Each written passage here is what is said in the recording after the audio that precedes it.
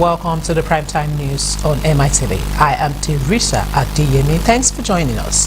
Straight to the headlines. Presidency orders supporters against inciting opposition.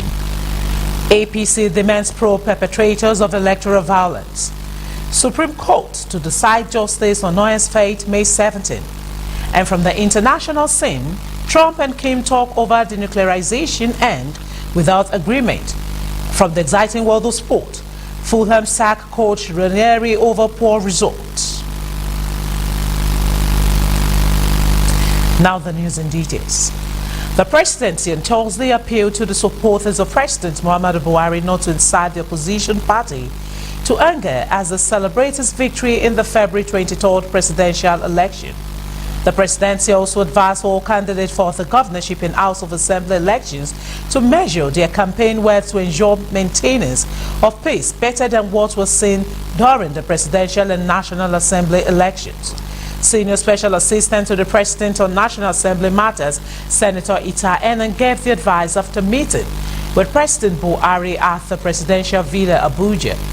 While congratulating the President and Vice President Yemi Osinbajo for the victory at the poll, Enan told those celebrating the sources to be tempered and humble so as not to do anything that could infuriate the opposition. He told those that won as senators and members of the House of Representatives to talk to their followers, to speak less and work more to bring about unity and integration of those who have lost. As a government and as a people should do is to ensure that our statements, our actions, our celebration, and our reaction to those who lose should be temperate, measured, humble, and such as are not capable of inciting the other party to anger. And what we should also do, all of us in government, all those who have won as senators, members of the House of Representatives, our followers in the party, should be that we speak less and work more to bring about unity and integration. Meanwhile, the national chairman of the All Progressive Congress APC, Adams Oshomole, has urged President Muhammadu Buhari to order the immediate investigation and prosecution of perpetrators of violence during Saturday's election. He was speaking at the news conference convened by the APC to appreciate Nigerians for the victory at the polls and also to respond to issues raised by the candidate of the People's Democratic Party, PDP, Atiku Abubakar, in respect to the elections. Oshomole, however, noted that election is another name for war while condemning the violence that rocked Saturday polls leading to loss of lives. He also congratulated the president on his reclaimed mandate, saying Nigerians simply made a choice between a man of integrity and a man of questionable character. For war. It is a day to celebrate democracy. It is the only day in a democracy in which everybody is equal, rich or poor, illiterate or professor. Everybody is the same.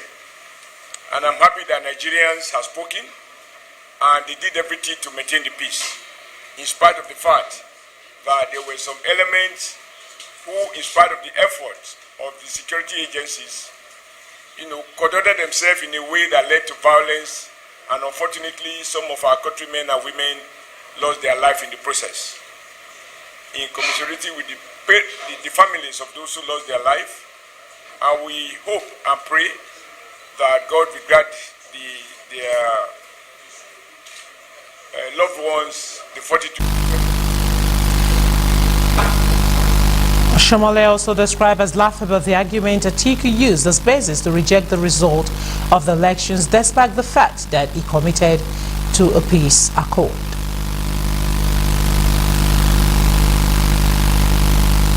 The re-election of President Muhammadu after last Saturday's presidential election has continued to receive mixed reactions in the polity. While the All Progressive Congress described President Buhari's re-election as well-deserved, the People's Democratic Party rejected the result announced by the Independent National Electoral Commission. Our correspondent Fatoki Kunle has this report.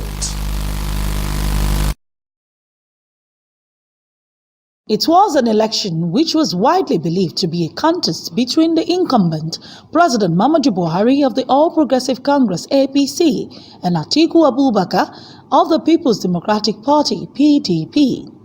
The presidential election took place on Saturday, February 23rd, and after collation of results from 36 states and the Federal Capital Territory, the Independent National Electoral Commission (INEC) declared the winner.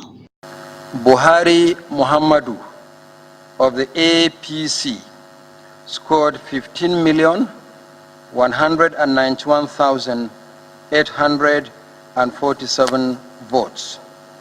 Abubakar Atiku of the PDP scored 11,262,978 votes.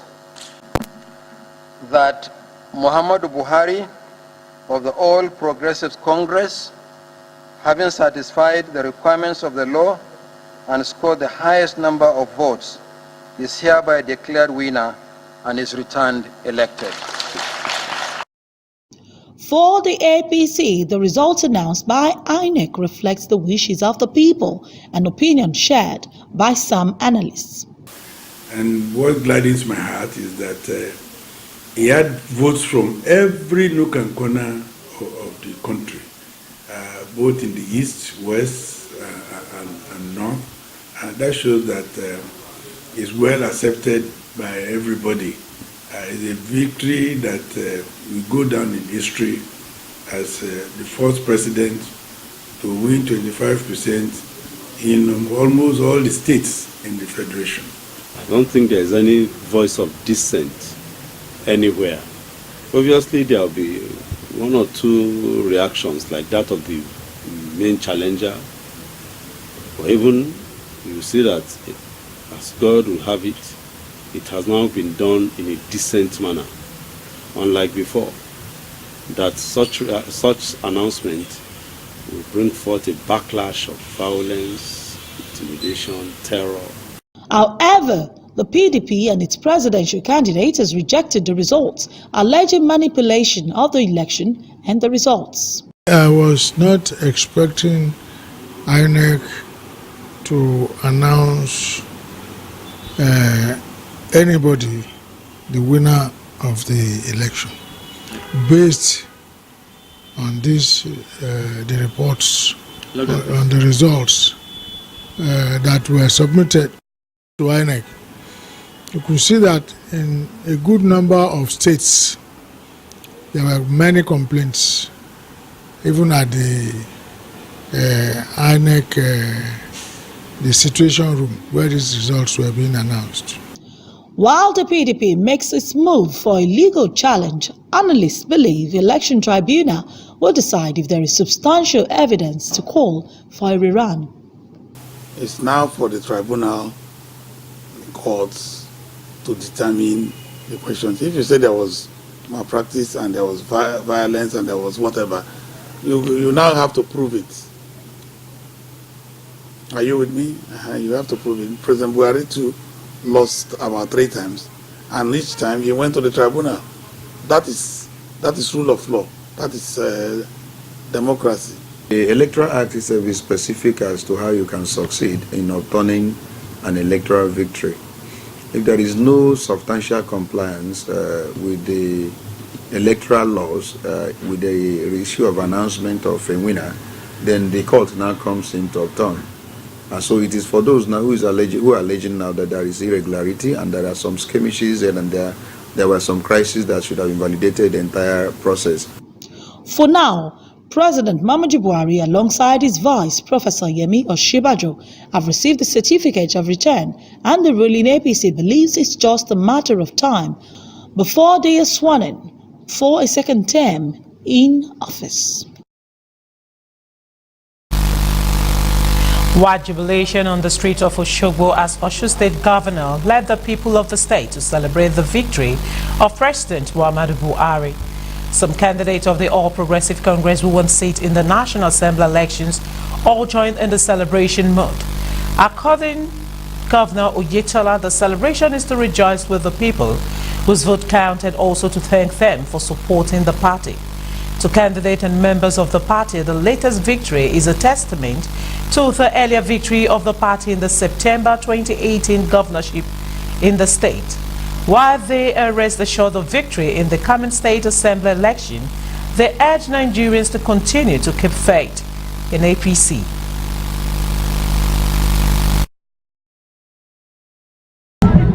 We thank God that all the effort we put into this was not in vain. We thank God for assuring us that Muhammadu Buhari will still run the country, the state of affairs of the country, for the next 4 years.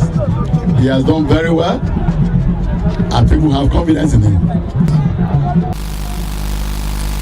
In the meantime, the Independent National Electoral Commission, INEC, says it has made progress for the smooth conduct of governorship and State House of Assemblies elections on March 9th. INEC Chairman Professor Mahmoud Yakubu at the Commission's meeting with resident electoral commissioners Rex on Thursday said that the governorship election would hold in 29 states. He explained that governorship election in the remaining 7 states were staggered and had already been conducted off-season. The INEC chairman said the commission would issue a new statement on decisions taken at the closed-door section of the meeting.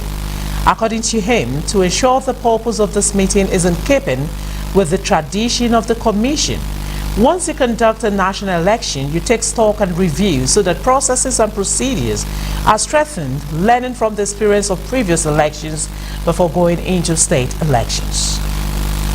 On Saturday, the 9th of March, this is going to be the governorship election in 29 states of the Federation. As you are aware, in 7 states, the governorship elections are staggered and conducted off-season. We have since concluded these elections. So there will be governorship elections in 29 states, and in all the states of the Federation, there will be state assembly elections. And in the Federal Capital Territory, where the area council elections coincide with the general elections, we are also conducting elections into 68 constituencies, made up of 6 area council chairmen and 62 councillors. The wife of Babajide Sanwo-Olu, the governorship candidate of the All Progressive Congress in Lagos State, Dr. Ibijoke Sanwo-Olu, has asked women in the state to support the ambition of her husband. She made the call at the meeting with market women in Lagos while visiting Dejosho Sabo Onyibo and Obanlende Market. Ibijoke noted that women would have more representations in all arms of government when they show strength with their numbers in areas of mobilization and voting. She said the passion and the ideas to make Lagos even greater than our leaders have done.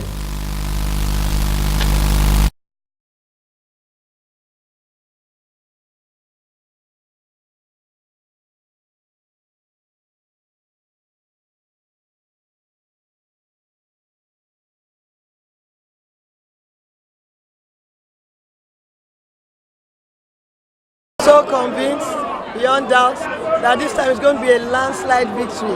God helping us, we are going to surprise Lagos again. Lagos will go back to where it's supposed to be. And the market people are wonderful.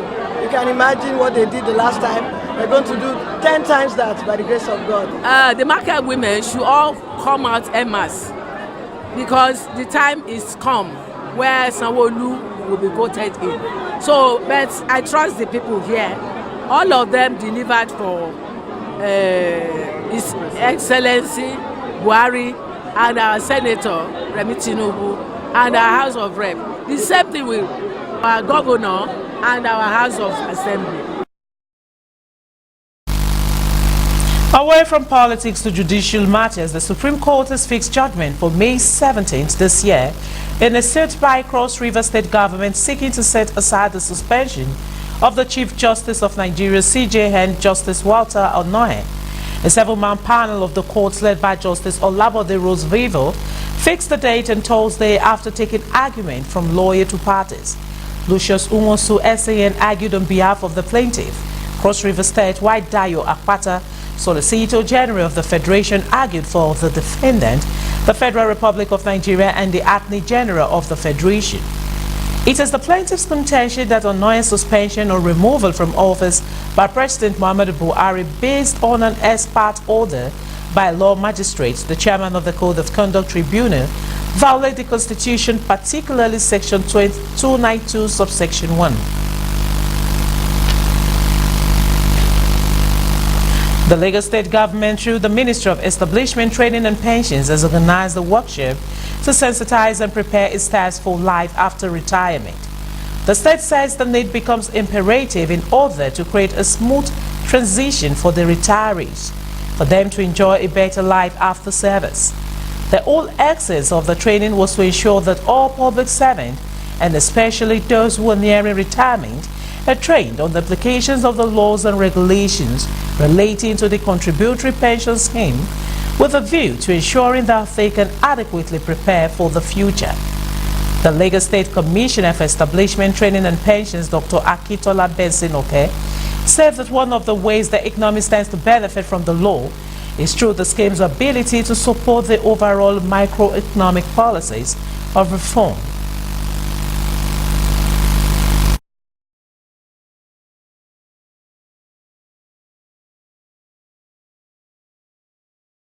What we are working on today is on the pension management. One, for our prospective public servants that will soon retire, so that they can prepare for their retirement, so that they can know what will entail before and after their retirement, so that they will know how to prepare for that retirement. And at the end of the day, the issue of fear will not occur. That's one of the aspects of it. Secondly, the ongoing training is to increase higher productivity for Lagos State public servants as a whole.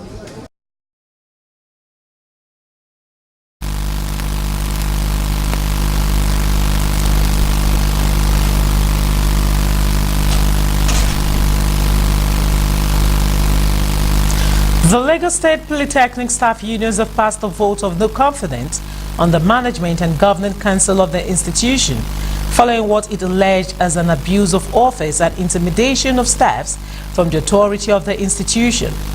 The body, who rose at an emergency meeting in Lagos, alleged that the management has embarked on a series of administrative recklessness which cannot be condoned any longer.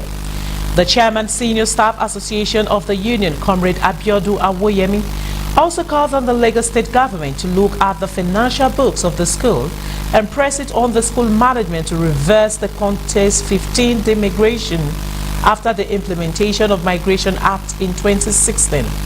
The union also demands that all sorts of harassment, intimidation of union leaders and other members should be stopped. Awoyemi stated that the management of the school have continuously avoided to have meetings with the union in order to resolve the crisis and find amicable solution. The union, however, stated that it will not take part in the forthcoming examinations, and it warned that all amenities that will make the examination process to go smoothly shall be held there.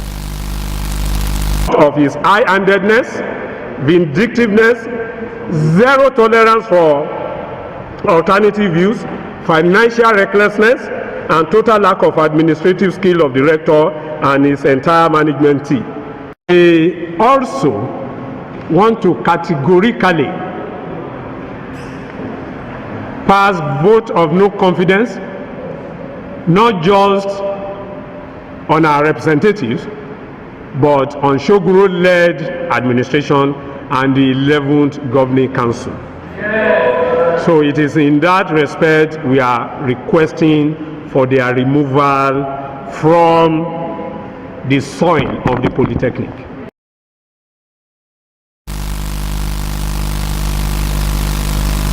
And now we'll take a break to move on to foreign stories. Please stay with us.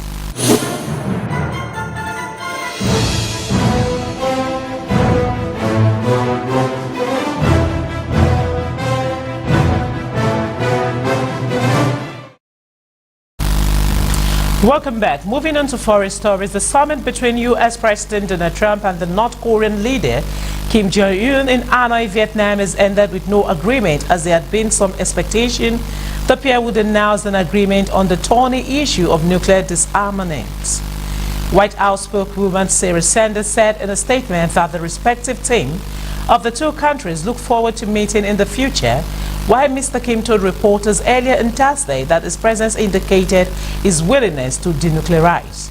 Washington had previously said North Korea must unilaterally give up its nuclear weapons before there could be any sanctions relief, but that condition was known to be a sticking point for the North Koreans. North Korea, we just left Chairman Kim. We had a really, I think, a very productive time.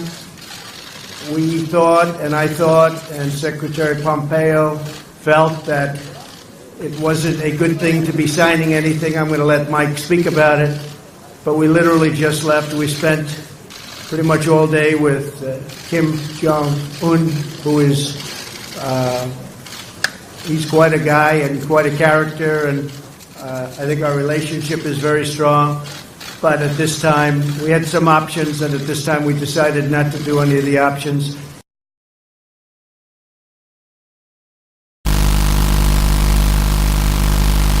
Net migration to the UK from countries outside the European Union has hit its highest level for 15 years, as the Office for National Statistics said 261,000 more non-European Union citizens came to the UK than left in the year ended September 2018, the highest since 2004. In contrast, net migration from EU countries has continued to fall to a level last seen in 2009. The figures are the last set before the UK is due to leave the EU next month. And separate figures released by the Home Office show the number of European Union nationals applying for British citizenship hit an all-time high last year, rising by 23% to about 48,000. In December, the Prime Minister said the government was sticking to its long-standing ambition to bring net migration down to the tens of thousands. And still on the foreign scene, India has demanded the release of a fighter pilot shot down by Pakistan warplanes in a major escalation between the two nuclear powers over Kashmir after video showing the pilot blindfolded and with blood on his face was shared by Pakistan's information ministry. India described the images as a vulgar display of an injured personnel. Social media users in India have hailed the pilot as a hero. Others are urging both countries to show restraint with the hashtag Say No to War. The recent aerial attacks across the line of control LOC dividing Indian and Pakistani territory in Kashmir are the first since a war in 1971. The incident, in which Pakistan said it had shot down two military jets, has escalated tensions between the two nations, both of whom claim all of Kashmir but control only parts of it. And I will take another short break to bring you sports stories. Please stay with us.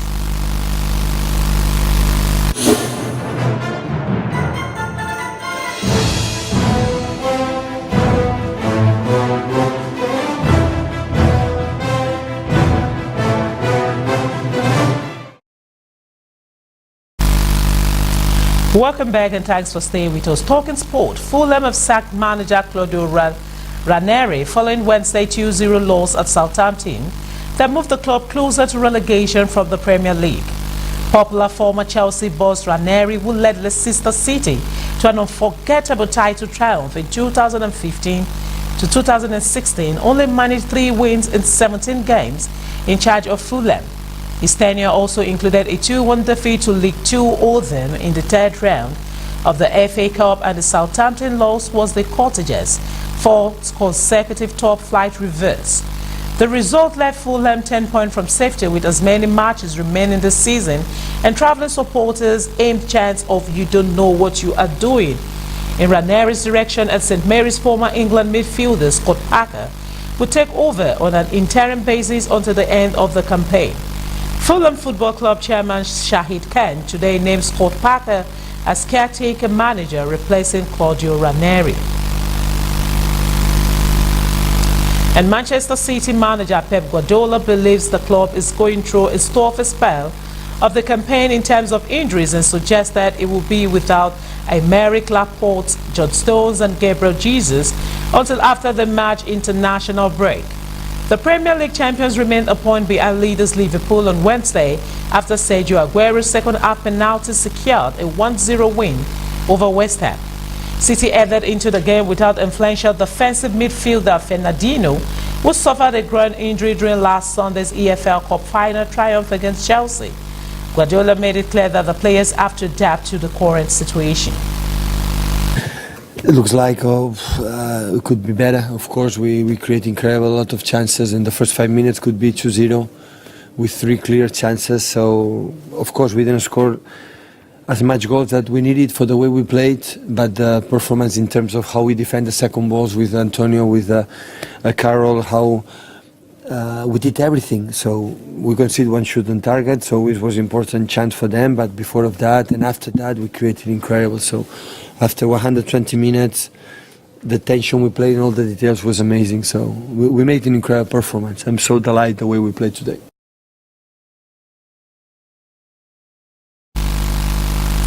Finally, in tennis, Nick Kyrgios tuned Rafael Nadal to set up a Mexican Open quarter-final against Stan Wawrinka, while Alexander Zverev also moved through. Kyrgios incredibly eliminated two-time champion and top seed Nadal in the second round, 7-3 match point in a 3-6, 7-6, 7-2, 7-6, 8-6 win. The Australian came from 6-3 down in the final set tie-break. It's long, and it is incredible. An unbelievable victory for Nick Kyrgios. How on earth has he achieved it? Meanwhile, another huge test awaits in the last 8 in Wawrinka, who beat American 7th seed Steve Johnson 7-6, 7-5, 6-4 at the ATP 500 event played on hard court. German 2nd seed Zverev recovered from a slow start to overcome veteran David Ferrer 7-6, 7-0, 6-1. Rex, he would now be shaking hands at the net.